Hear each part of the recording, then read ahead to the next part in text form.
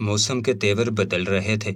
مجھے بہت زیادہ خوف بھی آ رہا تھا کیونکہ میرا شوہر گھر پر نہیں تھا اور سنا تھا کہ تیز طوفانی بارش ہونے والی تھی۔ مجھے بارش سے ویسے ہی بہت خوف آتا تھا، خاص کر جب بادل گرجتے اور بجلی کڑکتی تو میرا دل گھبرا جاتا۔ میں 2 بچوں کی ماں ہونے کے باوجود اب تک اس معاملے میں بہت کمزور دل رہی تھی۔ کچھ لوگ کہتے ہیں کہ بارش سے کیا ڈرنا، میرے اپنے شوہر کا بھی یہی کہنا تھا کہ بارش تو انجوائے کرنے والی چیز ہے، تم اتنا سہم جاتی ہو۔ لیکن ہم جیسی عورتیں جنہیں اندھیرے سے خوف آتا ہے وہ بارش سے بھی ڈرتی ہیں، کیونکہ اکثر بارش میں اندھیرا ہوتا ہے، بجلی چلی جاتی ہے اور بادلوں کی تیز گڑگڑاہٹ دل کو بہت زیادہ کمزور کر دیتی ہے۔ اب بھی میں یہی سوچ رہی تھی کہ اگر بارش شروع ہو گئی تو میرا کیا ہوگا۔ میرے شوہر اسلم بھی شہر سے باہر گئے ہوئے تھے، میں اور دونوں بچے ہی اکیلے تھے۔ میرے 2 بیٹے تھے، ایک 10 سال کا اور ایک 7 سال کا، دونوں ہی ابھی کم عمر تھے، اور یہی میری پریشانی کی وجہ تھی کہ اگر موسم بگڑتا تو میں اکیلی 2 بچوں کے ساتھ کس طرح رہ پاتی۔ میں اپنی سوچوں میں گم تھی کہ جب دروازہ بجنے لگا، میں نے جا کر دروازے پر دیکھا تو مولوی صاحب کھڑے تھے۔ مجھے لگا تھا کہ آج مولوی صاحب موسم کے تیور دیکھ کر نہیں آئیں گے، لیکن وہ کوئی چھٹی نہیں کرتے تھے، اس لیے آج بھی چلے آئے تھے۔ میں نے دروازہ کھول کر مولوی صاحب کو ڈرائنگ روم میں بٹھایا اور بچوں سے کہا کہ چلو مولوی صاحب آ گئے ہیں، عربی پڑھنے بیٹھ جاؤ۔ بچے دوڑتے بھاگتے مولوی صاحب کے پاس جا کر بیٹھ گئے۔ یہ مولوی صاحب ہمارے گھر پچھلے 6 مہینے سے آ رہے تھے۔ میرے شوہر اسلم نے ہی انہیں بچوں کو پڑھانے کے لیے لگایا تھا۔ مولوی صاحب مجھے خاص پسند نہیں تھے، مجھے مذہبی لوگوں سے ویسے ہی کوئی خاص لگاؤ نہیں تھا، اور پھر مولوی صاحب کی نظروں میں نے اکثر چبھن محسوس کی تھی۔ وہ جب بھی میری طرف دیکھتے تو ان کی آنکھوں میں بہت زیادہ چبھن ہوتی، اور یہی وجہ تھی کہ مجھے وہ کچھ خاص پسند نہیں تھے، لیکن بچوں کو عربی تو پڑھانی ہی تھی، بس اسی لیے ہم نے انہیں رکھ لیا تھا، اور میں ان کی خاطرداری بھی کر دیا کرتی تھی۔ اب بھی میں نے فوراً سے چائے تیار کی اور پھر مولوی صاحب کے آگے چائے لے کر چلی گئی۔ انہوں نے ایک عجیب سی نظر مجھ پر ڈالی اور پھر بچوں کو پڑھانے میں مصروف ہو گئے، لیکن ان کی نظر میں جو چبھن تھی، مجھے اپنا وجود پگھلتا ہوا محسوس ہوا تھا۔ عموماً میں بچوں کو مولوی صاحب کے پاس بٹھا کر خود گھر کے کاموں میں مصروف ہو جاتی تھی، لیکن آج میرے گھر کے سارے کام ختم ہو چکے تھے۔ موسم کی وجہ سے بھی مجھے ڈر لگ رہا تھا، اس لیے میں وہیں ایک طرف بیٹھ گئی۔ تھوڑی ہی دیر بعد مولوی صاحب بچوں کو پڑھا کر فارغ ہوئے، تب تک بارش بہت تیز شروع ہو گئی۔ اتنی تیز بارش تھی کہ سامنے کا منظر دھندلا گیا تھا۔ مولوی صاحب خاموشی سے اٹھ کر گھر سے نکلنے لگے تو میں نے خود انہیں آواز دے کر روک لیا اور کہا کہ آپ ابھی نہ جائیں، کچھ دیر ٹھہر جائیں، بارش بہت تیز ہے۔ وہ کہنے لگے نہیں، میں چلا جاؤں گا، کوئی بات نہیں ہے۔ شاید اسلم کی غیر موجودگی کی وجہ سے وہ رکنا نہیں چاہتے تھے، لیکن میں نے پھر انہیں اصرار کیا کہ بارش بہت تیز ہے، بادل بری طرح گڑ گڑا رہے تھے اور اسی لیے میں خوف کھا رہی تھی۔ میں نے ان سے کہا کہ آپ بارش کے ہلکا ہونے کا انتظار کر لیں۔ وہ میری بات سن کر خاموشی سے بیٹھ گئے۔ میرا گھر کوئی بہت بڑا نہیں تھا، 2 کمرے تھے، ایک ڈرائنگ روم اور ایک میرا بیڈ روم۔ میرے ساتھ ہی میرے بچے بھی سوتے تھے۔ دونوں کمرے آپس میں ملے ہوئے تھے۔ صحن میں باورچی خانہ اور واش روم تھا، بس اتنا ہی گھر تھا۔ میں نے مولوی صاحب کو ڈرائنگ روم میں بٹھایا اور خود کمرے میں چلی گئی۔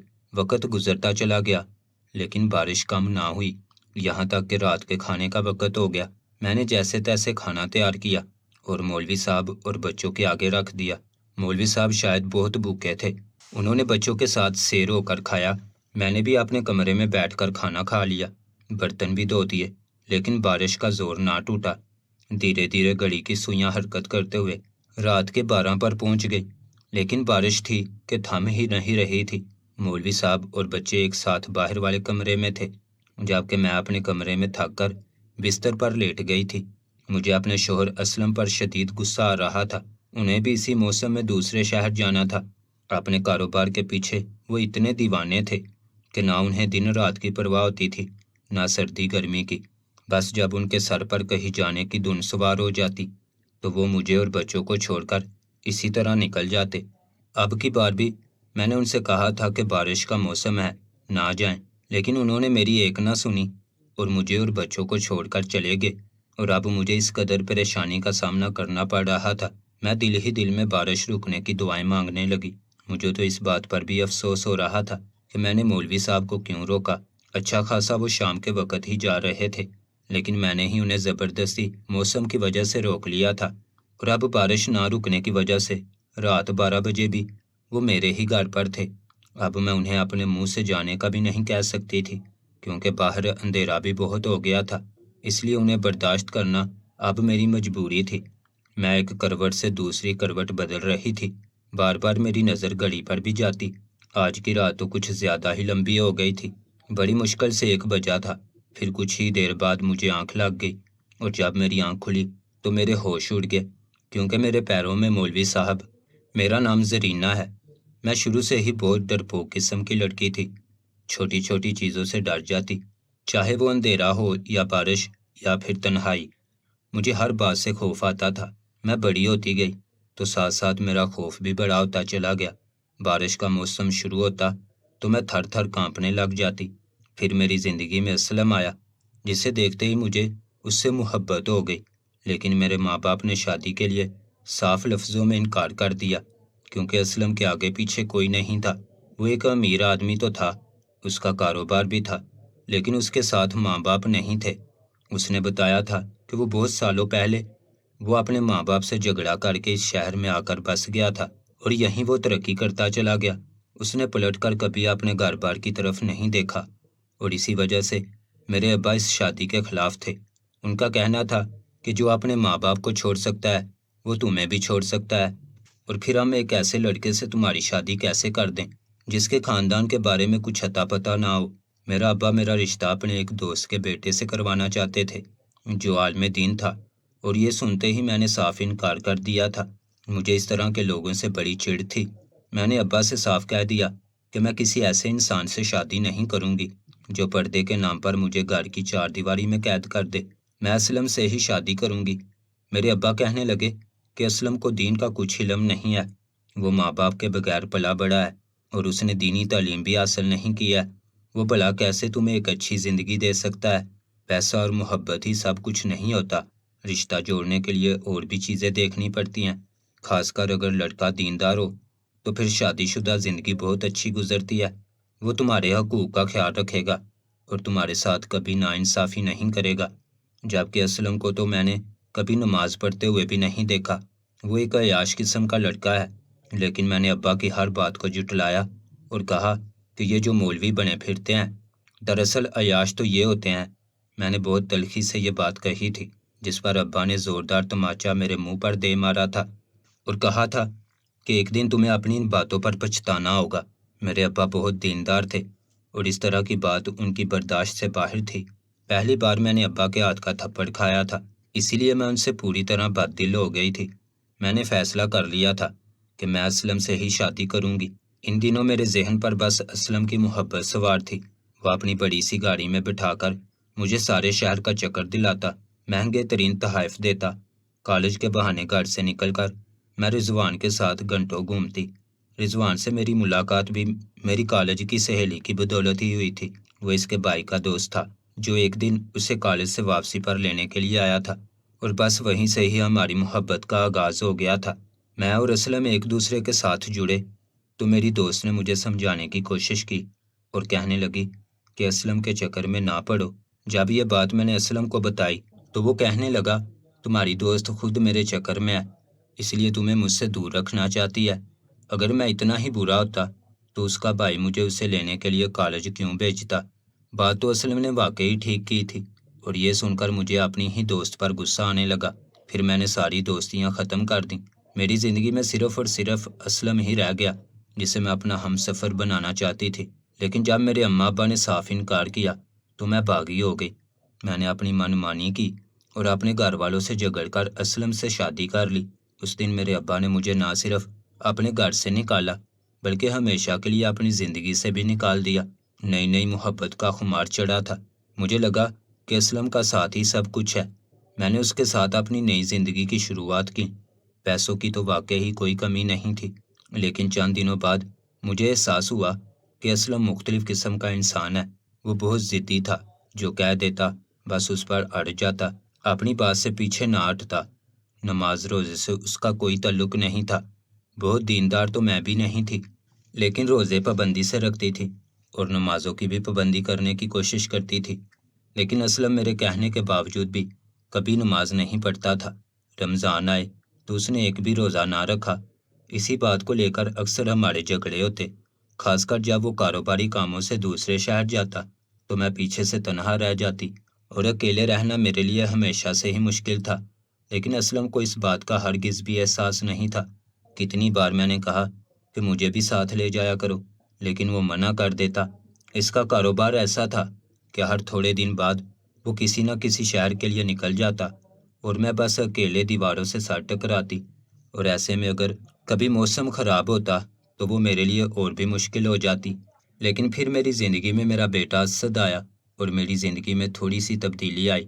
بیٹے کے ہونے کے بعد میں تھوڑی بہادر ہو گئی تھی، کیونکہ اب میں اکیلی نہیں تھی، ہم ایک ساتھ رہ جایا کرتے تھے۔ پھر اسی طرح وقت گزرتا چلا گیا، لیکن اسلم کی طبیعت میں کوئی تبدیلی نہ آئی۔ جتنا وقت وہ گھر پر گزارتا اس میں بھی وہ سارا وقت اپنے موبائل فون پر مصروف رہتا۔ اسلم کی کوئی توجہ نہ مجھ پر تھی نہ میرے بچوں پر۔ ہماری چھوٹی چھوٹی باتوں پر جھگڑے ہونے لگے۔ مجھے صرف پیسے اور دولت کی ضرورت نہیں تھی، مجھے اپنے شوہر کی محبت بھی چاہیے تھی، لیکن ان کا سارا وقت کاروبار میں ہی نکل جایا کرتا تھا۔ میں ایک اور بیٹے کی ماں بن گئی۔ 2 بیٹوں نے میری زندگی کو بدل دیا تھا۔ مجھے اکثر اپنے ماں باپ کی بہت یاد آتی تھی، لیکن واپسی کا ہر دروازہ میں خود اپنے ہاتھوں سے بند کر کے آئی تھی۔ میری ماں اکثر مجھے کہتی تھی کہ تمہیں اپنی اس نافرمانی کی سزا ضرور ملے گی۔ میری ماں مجھے اچھی باتیں سکھانا چاہتی تھی، میری دینی تربیت کرنا چاہتی تھی، لیکن مجھے دیندار لوگوں سے بڑا بیر تھا۔ میں ہر مولوی کو دیکھ کر اس کے بارے میں برا ہی تصور کرتی تھی۔ مجھے ہر رات چلتا داڑھی والا انسان برا لگتا تھا۔ مجھے ایک ایسے شخص سے شادی کرنی تھی جو مجھ پر کبھی پابندی نہ لگاتا۔ میں گھومتی پھرتی آزاد رہتی، لیکن اسے کوئی اعتراض نہ ہوتا۔ اور اب جب مجھے ایسا شوہر مل گیا تھا تو پھر بھی نہ جانے کیوں میں خوش نہیں تھی۔ زندگی میں کسی چیز کی کمی کا احساس مجھے شدت سے ستاتا تھا۔ سب کچھ ہونے کے باوجود بھی میں اکثر راتیں جاگتے ہوئے گزار دیا کرتی تھی۔ بس میں نے زندگی کے ساتھ سمجھوتا کر لیا تھا اور اپنی زندگی اپنے بچوں کے نام کر دی تھی۔ میں انہیں اچھا پڑھانا لکھانا چاہتی تھی، اسی لیے میں نے انہیں اسکول میں بھی داخلہ دلوایا تھا اور اسلم سے کہہ کر ان کی عربی کا انتظام بھی کروایا تھا۔ اسلم نے ہی مولوی صاحب کو بچوں کے لیے رکھا تھا اور وہ بچوں کو واقعی بہت پیار محبت سے پڑھاتے تھے، لیکن کبھی کبھی مجھے ان کی نظروں میں اپنے لیے بہت زیادہ چبھن کا احساس ہوتا تھا۔ کبھی کبھی ایسا لگتا جیسے وہ گہری نگاہوں سے مجھے دیکھ رہے ہوں، تو کبھی مجھے ان کی موجودگی سے ہی کوفت ہوتی۔ لیکن میں بچوں کی یہ تعلیم خراب نہیں کروانا چاہتی تھی۔ بچے ان کے ساتھ ایڈجسٹ ہو چکے تھے، خوش تھے، اس لیے یہ معاملہ ایسے ہی چل رہا تھا۔ اور پھر ہمیشہ کی طرح اسلم مجھے چھوڑ کر دوسرے شہر چلے گئے، جبکہ موسم کافی خراب تھا۔ میں نے انہیں روکنے کی بھی بہت کوشش کی تھی، لیکن وہ میری سنتے ہی کہاں تھے۔ اس دن مولوی صاحب جب پڑھانے آئے تو میں نے موسم کے تیور دیکھ کر انہیں اپنے گھر روک لیا۔ مجھے لگا تھا کہ کچھ دیر بعد بارش کی شدت کم ہوگی تو وہ واپس چلے جائیں گے، لیکن بارش کم ہونے کی بجائے تیز ہوتی چلی گئی، یہاں تک کہ ہر منظر دھندلا ہو گیا۔ بارش کی آواز اتنی تیز تھی کہ مجھے اپنا دل بند ہوتا ہوا محسوس ہو رہا تھا۔ میں اپنے کمرے میں آ کر لیٹ گئی تھی، جبکہ بچے اور مولوی صاحب ڈرائنگ روم میں تھے۔ بار بار میرے ذہن میں یہی خیال آ رہا تھا کہ میں نے مولوی صاحب کو روک کر غلط کیا، لیکن اب جس طرح کا موسم تھا اس میں گھر سے باہر نکلنا ناممکن تھا۔ رات ہو چکی تھی، چاروں طرف اندھیرا تھا، بارش کی وجہ سے کئی فٹ پانی جمع ہو چکا تھا۔ ایسے میں بیچارے مولوی صاحب کہاں جاتے؟ انہی سب باتوں کے بارے میں سوچتے سوچتے مجھے نیند لگ گئی، اور پھر جب میری آنکھ کھلی تو مجھے ایسا لگا جیسے میرے پیروں پر کوئی چیز سرایت کر رہی ہو۔ اپنے وجود پر کسی کے لمس کا احساس مجھے اندر تک دہکا گیا۔ پہلا خیال مولوی صاحب کا ہی آیا، پھر مجھے ایسا لگا جیسے کوئی کمرے سے نکل کر باہر گیا ہو۔ نظر تو کچھ نہیں آ رہا تھا، البتہ اندھیرے میں بھی مجھے ایسا ہی محسوس ہوا تھا۔ میں تیزی سے اٹھی اور کمرے سے باہر نکلی۔ میرے کمرے میں تو اندھیرا تھا، لیکن باہر ایک چھوٹی سی چارجنگ لائٹ جل رہی تھی۔ مولوی صاحب اسی طرف کھڑے تھے۔ میں نے جا کر انہیں گریبان سے پکڑ لیا اور کہا کہ آپ کتنے بے غیرت آدمی ہیں۔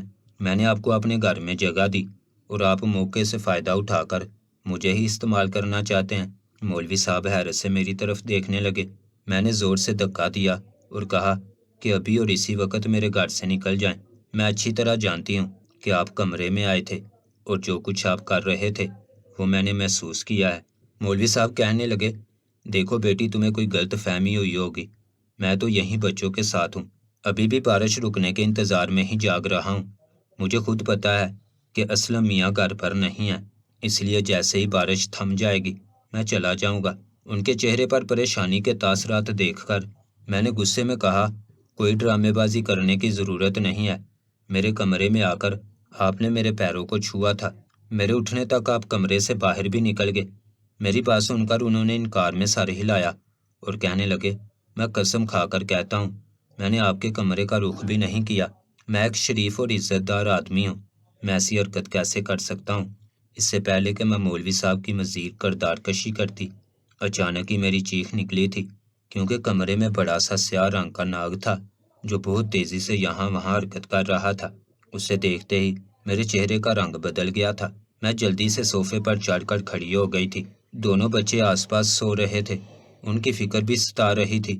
مولوی صاحب نے ایک نظر ناگ پر ڈالی اور کہنے لگے، مجھے لگتا ہے بیٹی تمہارے کمرے میں یہی تھا، خدا کا شکر ادا کرو کہ اس نے تمہیں کوئی نقصان نہیں پہنچایا۔ مولوی صاحب نے صحن سے وائپر کا ڈنڈا لیا اور اس سانپ کو مارنے لگے۔ وہ ایک گاؤں والے تھے، انہیں سانپ کا بالکل بھی خوف نہیں تھا، بلکہ ایسا لگتا تھا جیسے انہوں نے پہلے بھی کئی سانپ مارے ہوں، کیونکہ دیکھتے ہی دیکھتے انہوں نے اسے مار دیا تھا اور پھر اس کے بعد اسے باہر بھی پھینک دیا تھا۔